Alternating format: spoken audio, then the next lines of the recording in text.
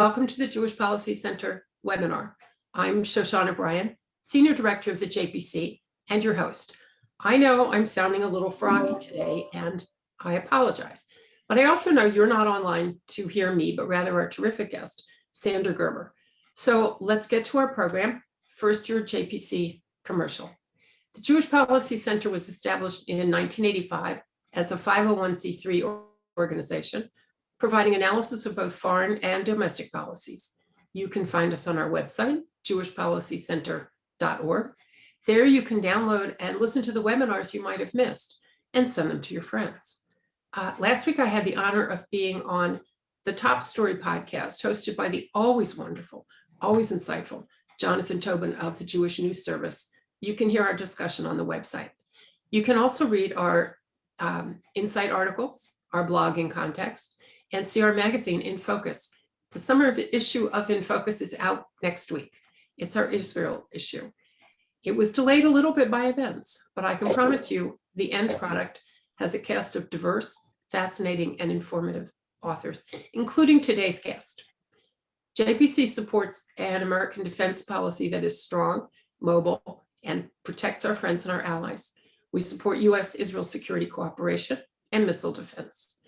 We support the legitimacy and security of Israel against anyone who would deny them, especially Hamas, Iran, and the Palestinian Authority. As an organization that sits slightly to the right of center, the JPC advocates for small government, low taxes, free trade, fiscal responsibility, and energy security, as well as free speech and intellectual diversity. That last one's getting a little harder to manage. In this series of calls, we've been trying to provide background to events of the day.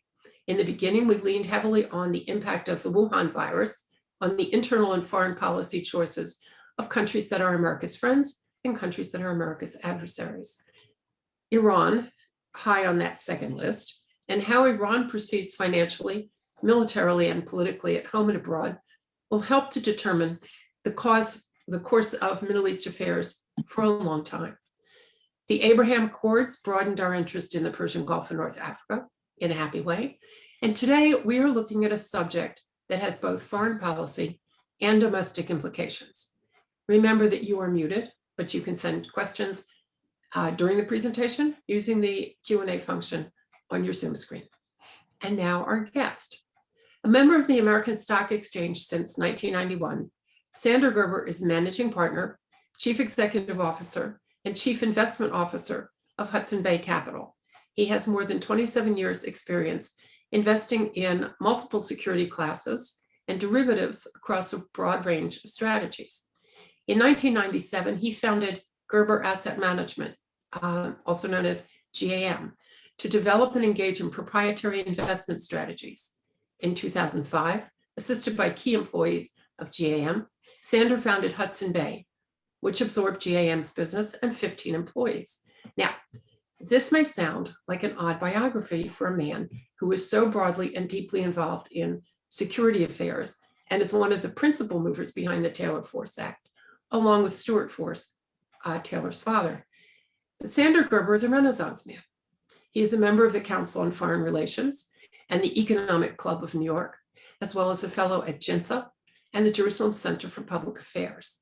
He serves on the investment committees of Touro College and the Holocaust Claims Conference, and was formerly the vice chair of the Board of Trustees and chairman of the endowment committee of the Woodrow Wilson International Center for Scholars, a public policy research center within the Smithsonian Institution.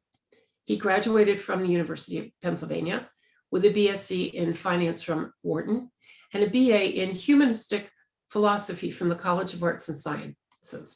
It was that humanistic philosophy thing that really attracted me, because the Taylor Force Act is humanistic philosophy in action, which it appears the Biden administration is attempting to circumvent or undermine. And with that as background, Sandra Gerber, the floor is yours. Well, thank you, Shoshana. At first, when you were reading my bio, I thought maybe I was on the wrong call. And you neglected to mention I'm also a board member of the Republican Jewish Coalition, which I'm very proud of, and was just in Saudi Arabia with the board 2 weeks ago. Thank you for hosting it. And I really appreciate the work that you've done at the center to highlight things that a lot of the Washington Beltway seems to overlook. And it's kind of interesting through my experience in the policy community. In particular, I was a board member of APAC for 12 years, national board member. As you mentioned, the Woodrow Wilson Center, which is a nonpartisan policy think tank. It's interesting how policy in Washington follows narrative. And the narrative is a story that enables people to communicate information and ideas to each other. Oftentimes that story will deviate from reality. And people get so used to hearing the same story, the same narrative all the time that they get locked into a certain way of thinking. So the Taylor-Force Act, which I hope most everyone is familiar with, says that it passed Congress in March of 18, says that as long as the PA pays terrorists, the United States will not give aid that directly benefits the Palestinian Authority with certain exceptions. And although the RJC was immediately involved in it, as was Christians United for Israel and the Orthodox Union, most other organizations did not sign on until the eve of passage. And I think this is because it was controversial. Now, what was controversial is that the policymaking community in Washington had no idea, and I frankly had no idea till January of 16, that the PA actually has laws to kill the Jews. I mean, it's amazing that in this, so soon after the Holocaust, that there's still laws to kill Jews and a reward system of compensation to pay terrorists. Now, I did research back, and I could only find an example where violence was paid based on degree of violence. Had to go back to the Massachusetts Bay Colony, which paid per Indian scalp. Even the Nazis didn't pay per Jew that they killed, but the Palestinian Authority pays more money using a proxy of prison sentence. The longer that you're in jail, the more you're paid. And this is actual Palestinian law. This is not like some kind of slush fund. It's actually Palestinian law, which is specifically delineated and is part of the budget to the tune of now $350 million a year between prisoners and martyrs. Now, the point of the Taylor-Force Act, believe it or not, was not to cut off the aid from the United States. The aid from the United States, a few $100 million a year, and it's morally reprehensible that US taxpayers were helping to pay for slave. But cutting off US monies is not going to force the PA to abandon a program which is so endemic to their society. They have 36,000 recipients of monthly payments for violence against Israel. They're not going to turn over and stop that because the United States has cut off their aid. Rather, the point of the Taylor-Force Act was to raise the recognition that the Palestinian Authority is actually rewarding and incentivizing terror against Israel. And that was actually a novel idea. Now, certainly many people, including yourself, was well aware of that. But the vast majority of policymakers, and in fact, the vast majority of not just Americans, but the American Jewish community and even the Israeli community were unaware that the PA had an active program to reward and incentivize terror with laws and budgets to support it.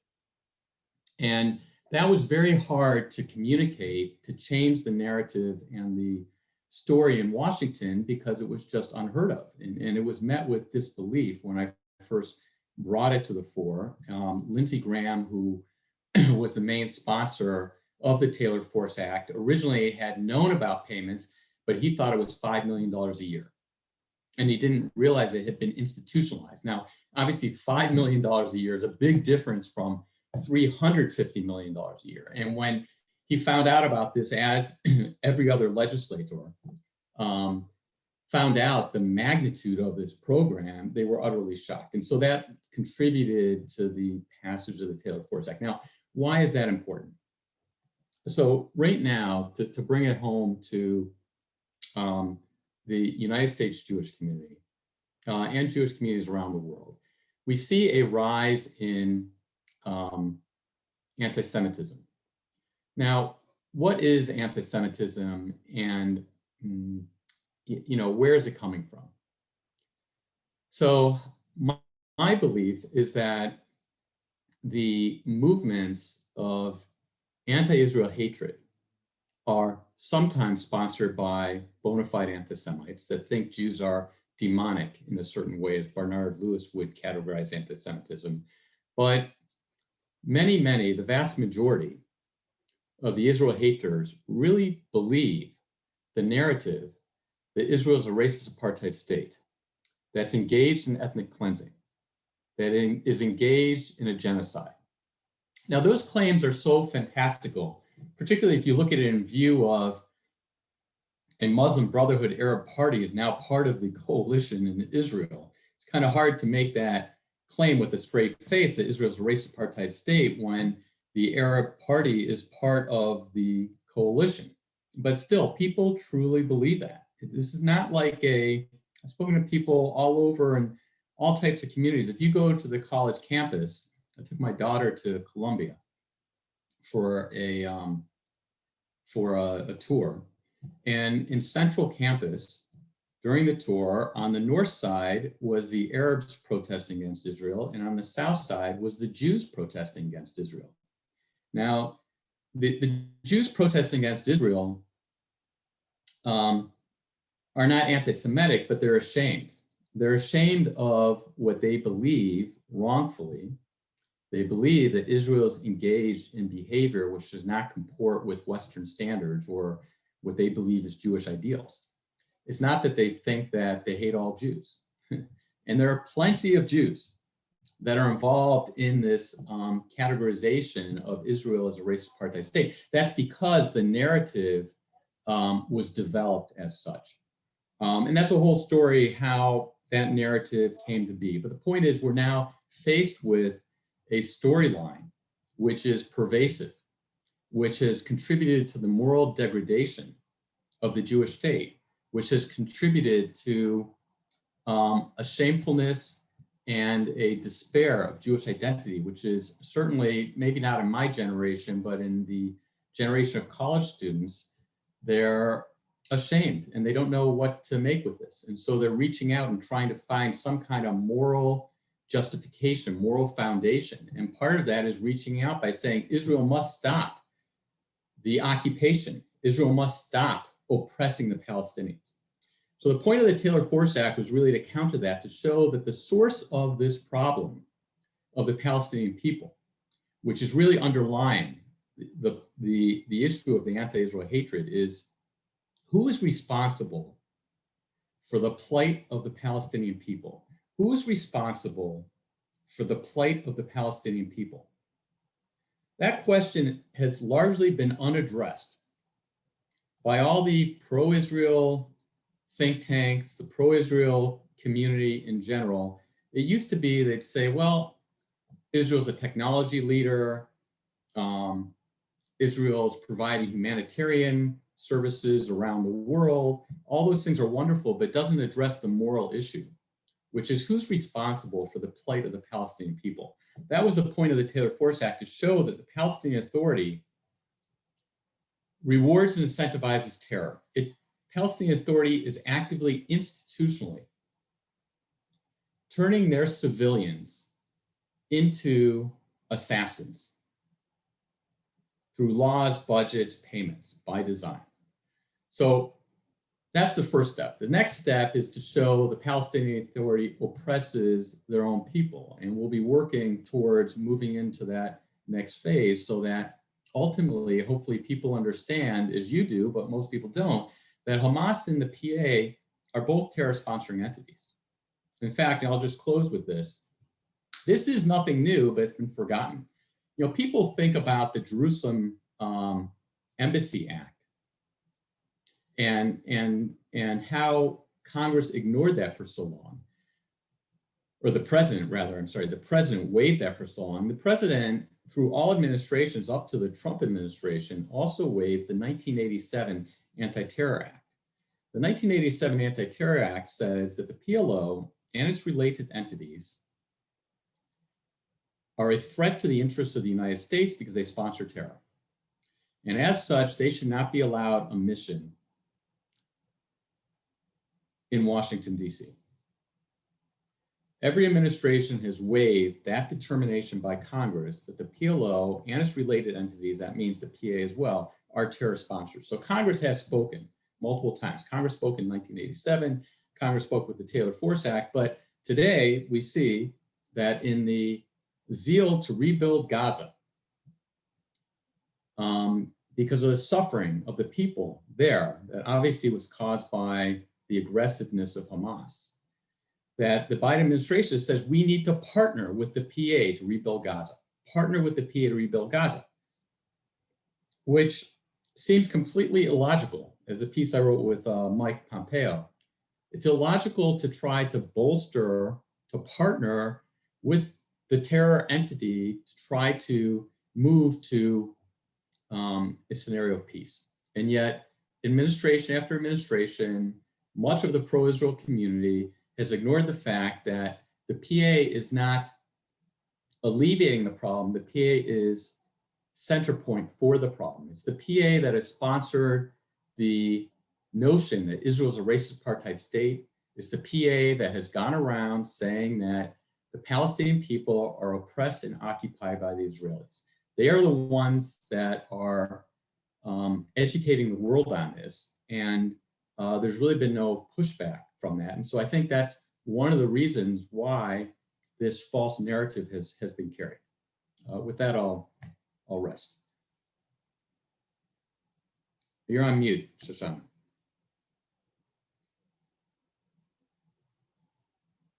Many times. I've explained many times to our listeners that I am not very good at the technology thing. So you mentioned that presidents waive the Antiterror Act. So we had two questions from listeners saying, first of all, is Abu Mazen a terrorist? And secondly, is the Palestinian Authority a terrorist organization similar to Hamas? And should they be designated a terrorist organization? Does the Anti-Terrorism Act that forced the closing ultimately of the PLO offices in Washington serve the function of designating the PA as a terrorist organization, or is that something that needs to be pursued? Well, these are very important questions and very in-depth questions, and you asked a few together. So let me start with the 87 Anti-Terror Act, and then maybe you can signpost me back to the other ones. The 87 Terror Act predates the establishment of the PA. The PA was established as part of Oslo to be the provisional government, which would move towards the implementation of the Oslo Accords. And of course, that's been dead in the water since the creation of the PA. But the PA is an affiliate organization with the PLO. In fact, Abu Mazen is the head of both the PA as well as the PLO. And the Anti-Terror Act prohibits the PLO and by extension the PA from having an office in Washington, D.C. The PLO is currently the international representative of the PA. So around the world, all of the offices that purport to represent the Palestinian people are always PLO offices. They're not PA offices. Okay, so that is prohibited under the 1987 Act. It was Trump who said, I'm not going to waive it. The president generally has a national security waiver in most legislation. Now, with the Taylor Force Act, we hung tough, so the president does not have a waiver for the Taylor Force Act. If the president had a waiver for the Taylor Force Act, then clearly this president would have waived the requirements of the Taylor Force Act. That was not built into it by design, and the Trump administration acceded to that. So that's why the Taylor Force Act is kind of a bulwark against even more extensive efforts to rekindle the credibility of the PA. But I don't think I answered all your questions, Shoshana. Did I miss something? No, I think for the moment we're moving on to where we need to be. The Taylor Force Act goes hand in hand with Israeli legislation that keeps the Israeli government from turning over certain sums of money to the Palestinian Authority. Israel collects tax revenue for the PA and then turns money over to the PA. Now, according to Palestinian Media Watch, Israel has withheld more than 1 billion shekels, which I figured is about $325 million, more or less. Is there a number for what the US has withheld from the PA since the signing of the Taylor Force Act? And are those two things meant to go in tandem? Well, let me tell you about the creation of the Chok HaKizuz, which is the name of the Knesset legislation. And that also does not have a prime ministerial waiver, even though Bibi tried to insert it at the last moment. Avi Dichter hung tough. What happened was a friend of mine suggested that I reach out to Lazar Stern, the Major General who was part of the Knesset, to show him the PA laws to kill.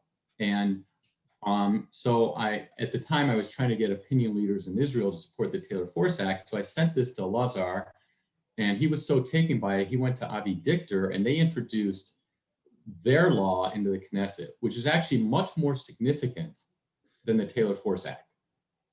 The reason why it's more significant is that the Knesset law withholds Palestinian tax revenues. The United States is giving aid. It's giving US taxpayer dollars as a gift to the Palestinian Authority, which the Taylor Force Act negates. The Chok HaKizuz, it's called the cutting law in Israel, withholds the Palestinians' own monies. In other words, the Palestinian Authority is so dysfunctional, it's unable to collect its own tax revenues. So Israel collects the tax revenues on utilities and tariffs. And under the Paris Protocol agreements, as part of the Oslo Accords, Israel is obligated then to turn over those monies to the PA to help, and it represents about 60% of the PA budget. So Israel is actually accomplishing the funding of the PA under the Oslo Agreement. And when it came to withholding an equivalent amount to what the PA spends on terror from the Palestinian tax revenues, the Israeli legal establishment within the government said, if we do this, we'll be violating the Oslo Accords. We don't want to violate the Oslo Accords. We're not ready to do that. So it became, but someone in the legal establishment there figured out the solution, which is that as long as the PA is violating Oslo by paying terrorists, Israel can withhold the equivalent amount that they're paying the terrorists without violating the Oslo Accords. It's like a tit for tat sort of thing. Anyway, I'm not a lawyer. This is what the lawyers figured out. And so those monies go into an account. Now, originally that money was supposed to go into an account for victims. But at the last moment, Netanyahu didn't realize how far this law was going. And at the last moment, he came and he tried to insert a prime ministerial waiver on the law so that the monies would not be withheld if Israel thought it was an issue of national security. Avi Dichter held strong against Netanyahu, and the compromise was that this money would not be for victims. It would just go into an escrow account. And in exchange, there'd be no prime ministerial waiver. And this kind of enabled Netanyahu to save face into saying that I'm not violating the Oslo Accords because if the money went out to victims, now the money is gone. We're just holding it into an escrow account. And being in the escrow account, it is still Palestinian money, but it's just not being delivered. So we're not going to give it to victims. It's just not being delivered. Now, Lazar Stern and Avi Dichter both told me that this kitty is available for judicial claims against the PA. So to the extent that there are claims adjudicated in court, that these monies are available for payments to victims. That's still to be tested. There have been a number of court decisions in Israel which lead us to believe that that is the case, but it's not the case. But it has not been done yet. Now, regarding Taylor Force Act, money's been withheld. I believe it's somewhere around $200 million a year. Those money do go into temporary holding accounts. I don't know exactly what's happened, it's kind of lost in the state bureaucracy, but there is a mechanism that's held, I believe, for 18 months to give them like a second chance to stop paying terrorists and change the laws. That has not happened as of yet, though. No, not only has it not happened, but Abbass's response to this, and he said it several times in the month of June, included a statement like, I will not submit to what Israel has requested. I will not submit. Even if I'm left with one penny, I'll pay it to the families of the martyrs, to the prisoners, and to the wounded. I won't withhold it from them.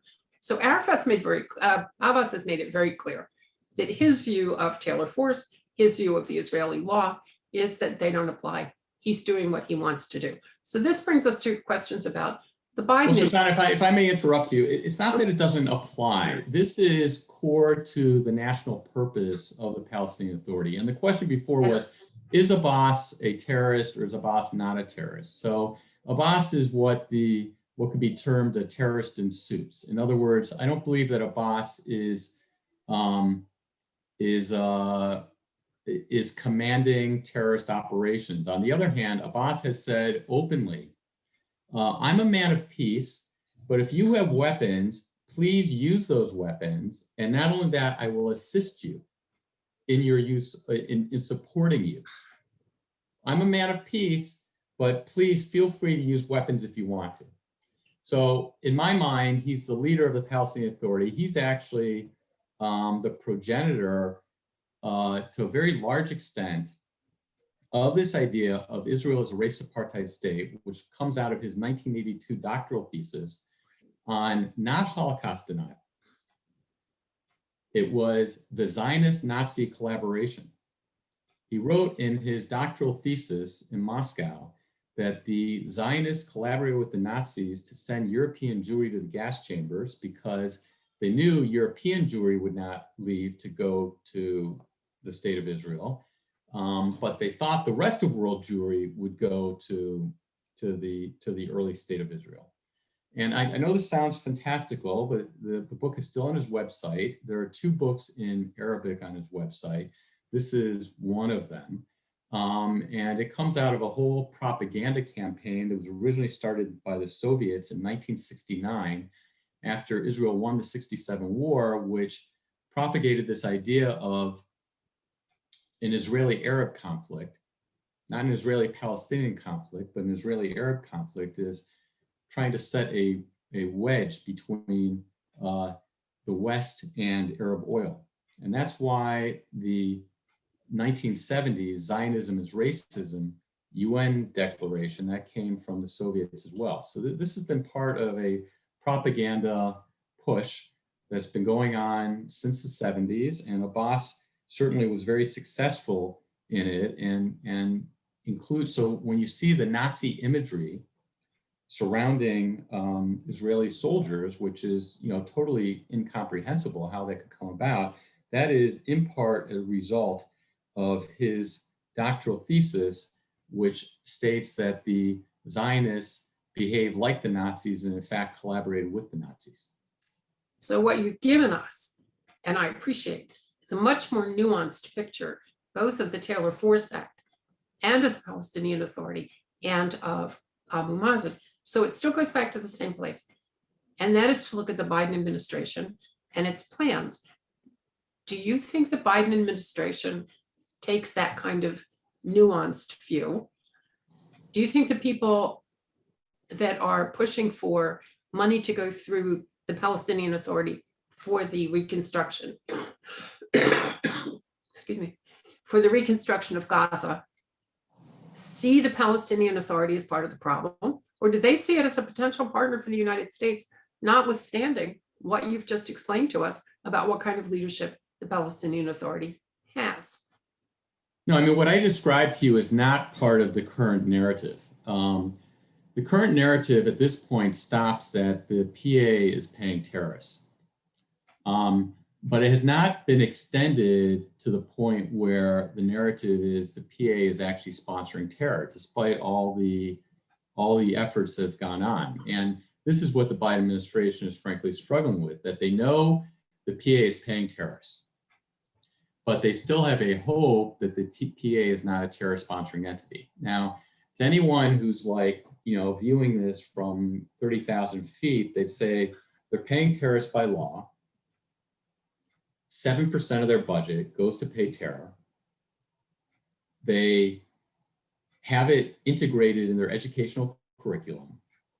They glorify and extol these terrorists in town squares and soccer tournaments and all over. How can you say, and this is all officially sponsored, and it's in the officially sponsored media, all the children singing about martyrdom, and yet there's still this disconnect that is the PA actually sponsoring terror? No, the narrative has not shifted there yet, hopefully over time. I think on the Republican side, people generally understand that this is, for all intents and purposes, terror, and that if you give the PA money, it's basically money laundering for terrorism. I think on the other side, in part because of the progressive left, the extreme sympathy for the Palestinian people, I think, is overweighing a lot of common sense about the true nature of the Palestinian Authority. And so that leads the Biden administration to this bind where they want to help. They know the Palestinian Authority is engaged in bad acts, but they're hopeful that they will reform themselves because they don't see any other possible partner to help alleviate the suffering of the Palestinian people. When in fact, the PA is the source of the suffering of the Palestinian people. But unfortunately, throughout all the Jewish organizations, except for yours maybe, and JINSA, there's never been a focus on the PA. There's never been a focus on what has the PA accomplished? What are the good things about the Palestinian Authority? And what are the bad things about the Palestinian Authority? There's been a lot of focus on Israel, a lot of focus on Israel. Israel should do this, Israel should do that, Israel's not perfect, Israel's democracy is not where it should be. There's been a lot of focus on Israel, but people have just given the PA a free pass. And I think that really has to change before the narrative will change. So let me give you a listener's question. Is part of the reason that there's not a lot of focus on the PA is fear that if we undermine the PA, it will fall and either Hamas will take over the West Bank as it has the Gaza Strip, or some other form of chaos will take over? Is it a fear reaction, better the guy you know, flaws and all, or do we let it fall and hope for something better? Yes, to a very large extent, that is a correct analysis. Now, within the IDF, as within any military, there's a range of opinions regarding threats. So there is an opinion that the PA is only killing 20 to 30 people a year. That's tolerable. That's less than the number of traffic accidents. Yeah, there's a lot of terror incidents, but it's not as lethal. And the real threat is Iran, and the PA is not an existential threat to Israel, so we should leave well enough alone. Which includes that we shouldn't expose the PA, because if we expose the PA, there might be some kind of international condemnation. Funding will be cut off from them, they'll collapse, and it'll disintegrate. Okay. There's another opinion within the IDF. In fact, this is espoused by Habib Khonistan, which is a group of 2,000 senior IDF officers, which was formed 2 years ago, which came out about 2 months ago with a policy piece saying exactly the opposite, saying that the PA is in fact a threat to the existence of the state of Israel because it is delegitimizing the moral standing of Israel. And to the extent that it engages in pay for slay, this is unconscionable, and Israel can survive and deal with a collapse of the PA. That's not necessarily the case, A, that the PA will collapse, and B, that even if they do collapse, it's not necessarily the case that a terror sponsoring entity will take over in the vacuum. That in fact, there can be a transition that can be done.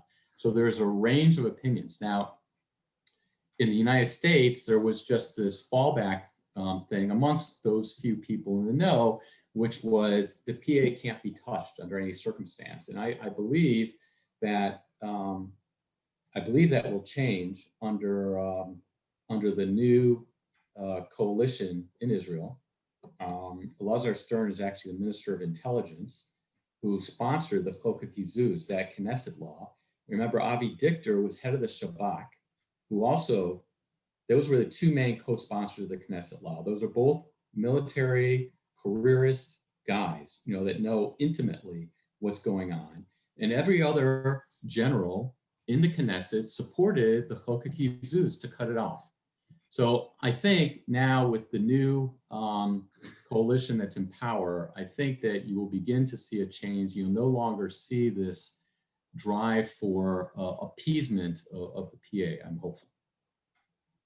So let me try to fold a couple of questions together here. First of all, is the question from a listener. Are there younger leaders in the PA that want to overthrow Abbass?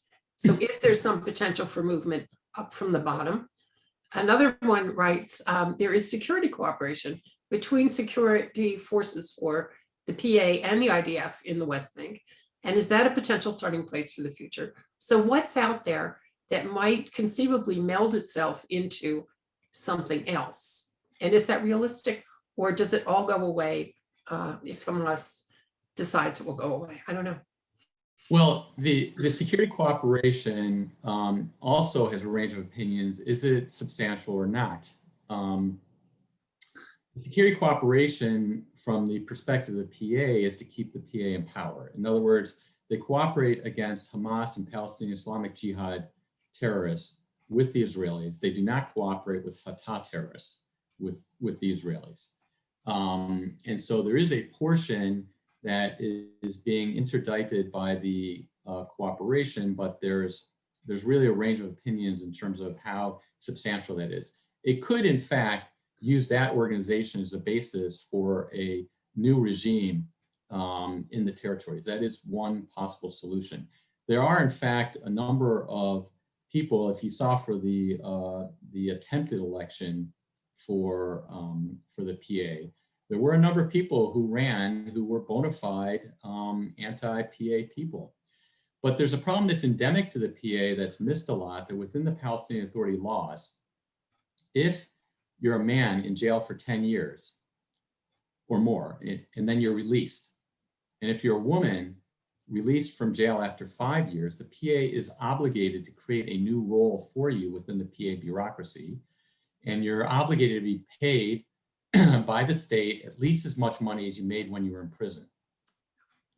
So the PA has thousands of people from Israeli prisons that are part of their bureaucracy, which is not even included in the $350 million a year. So there's other parts of the budget that's being hidden to support the released prisoners, which was important to them as a matter of standardizing the national struggle. And those people are in senior leadership positions within the PA. So it's very hard for someone to come in and change a bureaucracy, which is essentially a racketeering type enterprise that has legislation for self-perpetuation. If you're looking for, if you have a company, you're trying to hire the best people, you go to look for people with experience. So by obligating the PA to hire people from Israeli prisons, they're going to the people with the right experience for perpetuating the PA as a terror sponsoring entity. So I do believe that regime change is the only solution. The last point I'll make is that the piece that Pompeo and I wrote was we need to create, to help the Palestinian people, we need to create a new organization. UNRWA is fatally flawed. They've been stealing the money. That's well reported. The PA is flawed. Hamas is flawed. There needs to be a new independent organization. I believe that a new welfare organization for the Palestinian people could, in fact, create a new civil society power structure. But there are other opportunities. No one has focused on it. No one has been completely ignored because people have been locked into this narrow view that the PA is the solution, when in fact the PA is a problem, not just for Israel, but I think, frankly, for the Jewish community worldwide. So that folded into my next question, layers on layers on layers. The change in the Biden administration position on funding for the Palestinian Authority or funding for UNRWA all appears to be related to the damage that was done to parts of Gaza in May, and a way around because we want to help, because we're Americans, we're driven to help. There's no way out of that. So you and Mike Pompeo postulated a new organization. Could Israel's COGAT, the Civilian Aid Authority in the territories, be a part of that, number one? And how would that work? And number two, why are we so interested in rebuilding Gaza anyway? You know, they did, as you clearly pointed out, this is the result of policies that they chose, policies that they pursued. Why is it our job to rebuild those things? Why isn't it their job? Well, you know, frankly, that's what Jim Risch and others have told me. And I think certainly there's an opinion that we should take care of the poor and needy in our own country before we start thinking about sending money to Gaza. You know, I think that the United States has its mission to help humanity. So I think we as Americans are, you know, the greatest country on earth, and part of that is because of our compassion. I think that there's perspectives on both sides, and I'm not going to weigh into the moral decision. I mean, it's true that people of Gaza supported Hamas to take over, and they're suffering from their own decision making. On the other hand, you know, they're still human beings, and it would be nice to help them. But I think in all events, we should not help the people if it further perpetuates the problem. We should help the people only if it helps moving towards some kind of solution. So that solution, I think, is to have an independent organization that certainly would have some kind of Israeli participation within it, whether it be COGAT or another branch of the IDF or some other authority within Israel. There does need to be a new power base to help service the Palestinian people. And I think that maybe this is one possible solution to satisfy everyone, which is to make sure no money goes that helps the PA, nothing in partnership with the PA, nothing in partnership with UNRWA. In fact, collapse UNRWA, transfer everything over to this new organization, which would hopefully begin as an independent entity and have proper ombudsman to maintain its independence. And from that, hopefully we'll move to some kind of situation. You know, the fact remains is that there are 5 million or so Palestinian Arabs that are living there, and something has to be done over time. And it's not necessarily the responsibility of the United States. It's not the responsibility of Israel. It's the responsibility of the Palestinian leaders. But because they're bereft, because they're not getting there, it seems that the world has to insert itself, and there's no way you're going to turn that back. You know, the world wants to insert itself into this issue. You just have to have the right way that the world can insert itself in a productive manner. And hopefully keep a new organization from following the pattern of old organizations, which they become co-opted by the people they work with. So that's an important consideration for the future. We had a listener ask the name of the organization of the security-minded generals. Did you hear? It's called Habitzchonistim. Habitzchonistim, the security guys. Exactly.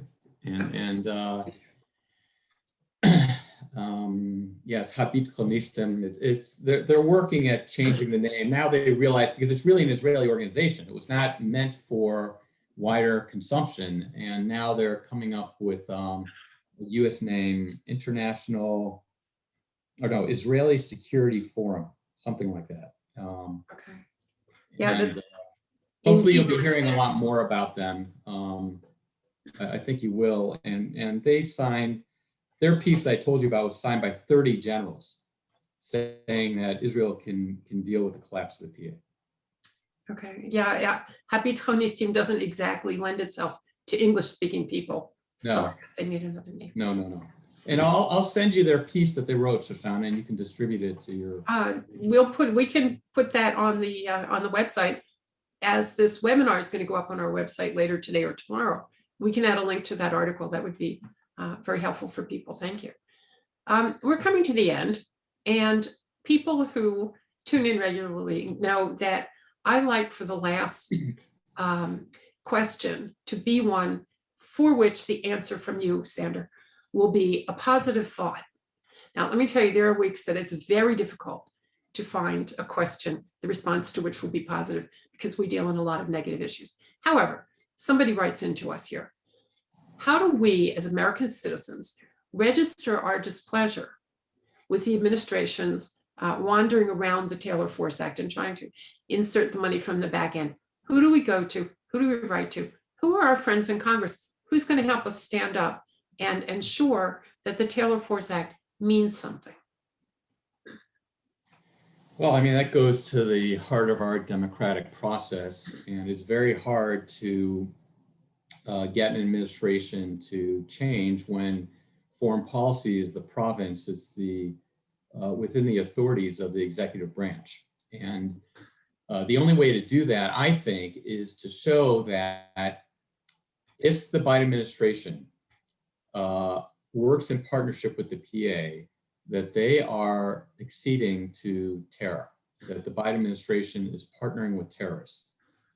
And I think that this goes to their approach to Iran and their approach to other parts of the world that, you know, there's this old adage, which I think is grossly incorrect, that you make peace with your enemies, you don't make peace with your friends.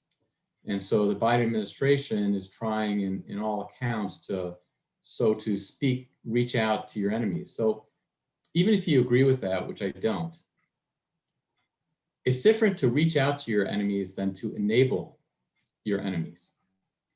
And what the Biden administration is doing is enabling the enemies of peace. They're enabling terror by working with the PA. And I think to the extent that people can allow their elected representatives to understand that working with the PA is enabling terror, and it's contrary to American values.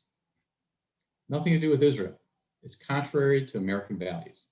We need more people speaking out. You know, on the Democratic side, they largely agree with this notion that I told you about. They largely do agree that the PLO should not be allowed in office, and they certainly say we abide by the Taylor Force Act. But there's this cognitive dissonance that in order to abide by the Taylor Force Act, you have to recognize and speak out that the PA is sponsoring terror. And in fact, that is part of the language of the Taylor Force Act, that the United States UN representative and State Department should make known that the PA is actively rewarding and incentivizing terror. Now that there's a distinction between the formal designation as a terror sponsoring entity, which I do believe they should be formally designated. We're not there yet. It hasn't happened yet.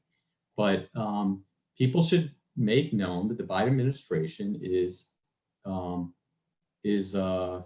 working with terrorists. And I don't think any administration wants that label. And it's very hard to counter that argument because Congress has determined the PLO is a terrorist entity, and the Taylor Force Act says that the PA is rewarding, incentivizing terror. And in fact, the State Department is supposed to be making that broadly known. That's it's not really optimistic, but it goes in the direction we want to go in.